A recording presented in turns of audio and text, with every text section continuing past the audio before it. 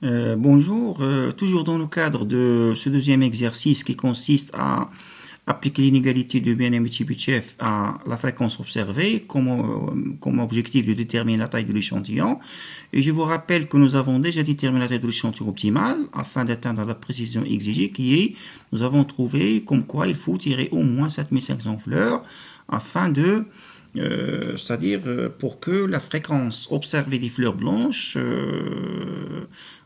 appartiennent à cet intervalle 20% et 30%. L'autre question, on vous demande de, supposons que la population mère suit une loi normale, donc faites attention, nous avons déjà dit comme quoi, si jamais la population mère suit la loi normale, on n'applique pas l'inégalité de Bien-Aimé-Chebyshev. Pourquoi? Parce que l'inégalité de Bien-Aimé-Chebyshev, elle a sa propre loi, qui est la loi des grands nombres.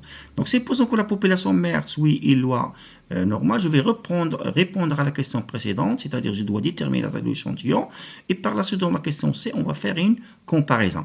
Donc si jamais la population mère suit une loi normale, on sait très bien que si la population mère suit une loi normale, l'échantillon prélevé de cette population va suivre la même loi. Donc si jamais vous avez, comme vous le voyez, x suit loi normale, donc la fréquence observée qui est x sur n, il va suivre la même loi normale avec le de paramètres E de f et sigma de f. Pourquoi? Parce que la fréquence observée est une variable aléatoire.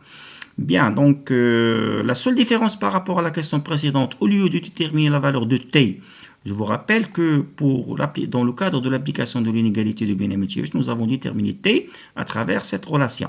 Mais si jamais vous connaissez la loi normale, je ne vais pas déterminer t de cette façon, je vais utiliser la table de la loi normale. Donc la détermination, le seul changement que vous aurez, c'est au niveau de la détermination de la valeur de t. Vous avez un alpha où il y a une erreur de 1%, donc je vais utiliser la table de la loi normale pour que je puisse déterminer la valeur de t directement sur la table, suivie par la population mère.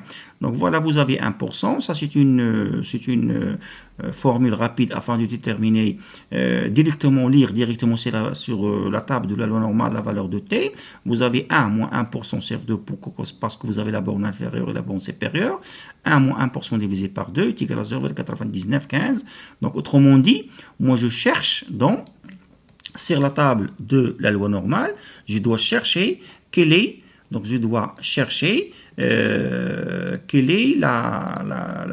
valeur de t, quelle est la valeur de t qui correspond à cette probabilité. Donc je vais chercher quelle est la valeur de t qui correspond à cette probabilité. Si je consulte la table de la loi normale centrée réduite, je vais trouver comme quoi t est égal à 2,58. Donc 2,58, voilà. Je vais vous montrer comment. Donc je vais travailler avec une valeur de t égale à 2,58 au lieu d'une valeur de t égale à 10 comme nous l'avons déjà déterminé en utilisant ou bien en appliquant la loi des grands nombres. Donc la loi normale, donc nous avons 0,99, voilà, donc vous avez ici la table de la loi normale comme nous l'avons déjà utilisé, donc un extrait de la table de la loi normale comme vous le voyez.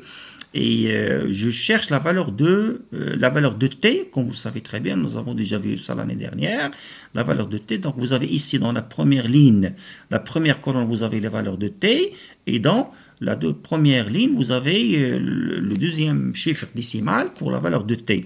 Et ici, donc les valeurs en rouge, ce sont les valeurs de t.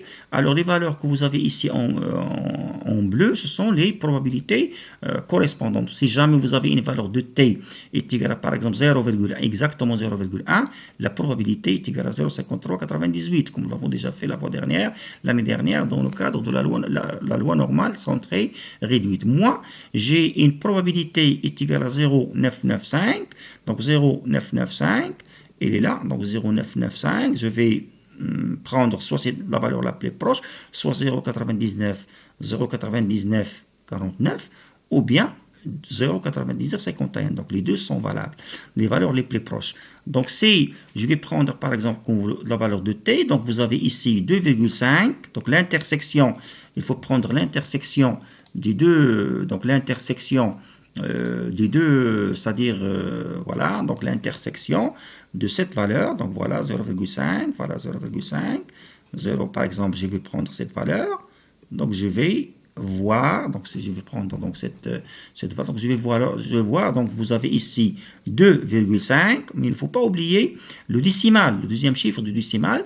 Donc nous allons trouver comme quoi le deuxième chiffre du décimal il correspond à 0,08. Si vous prenez par exemple cette valeur, donc voilà 2,5, si vous prenez donc cette valeur 0,9951, 0,9951. Donc vous avez 2,5 complété par 0,08, j'ai 2,58. Donc voilà pour la détermination de la valeur de t en utilisant la table de la loi normale centrée réduite. Voilà.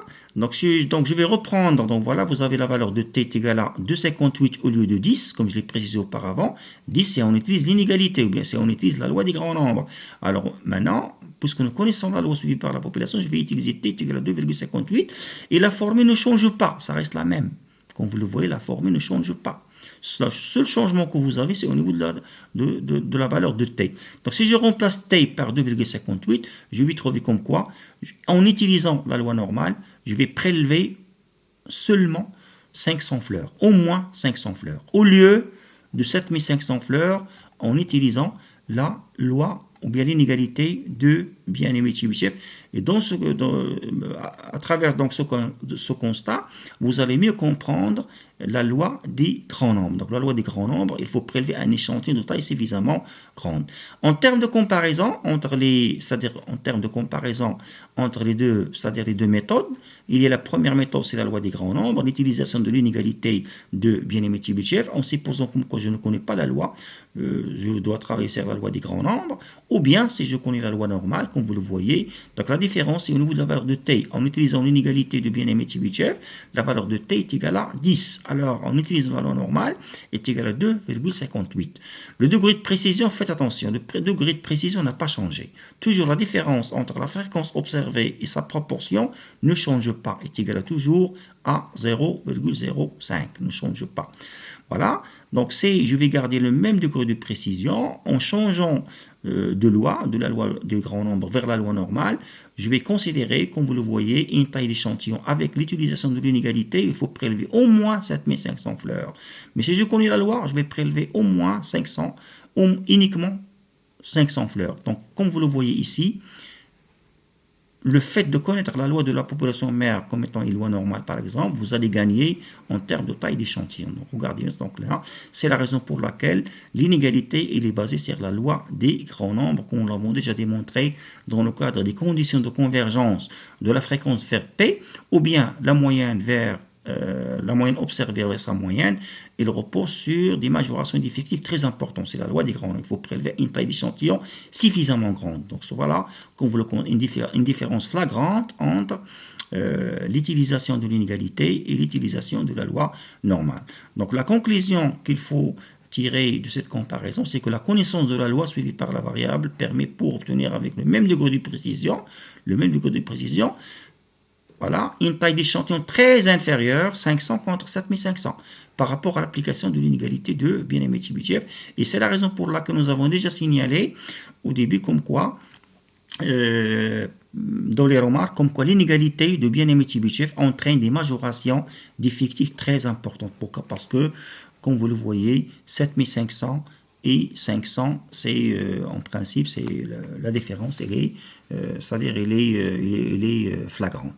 Donc voilà, je vous remercie, je vous donne rendez-vous dans une prochaine vidéo afin de traiter un nouveau exercice.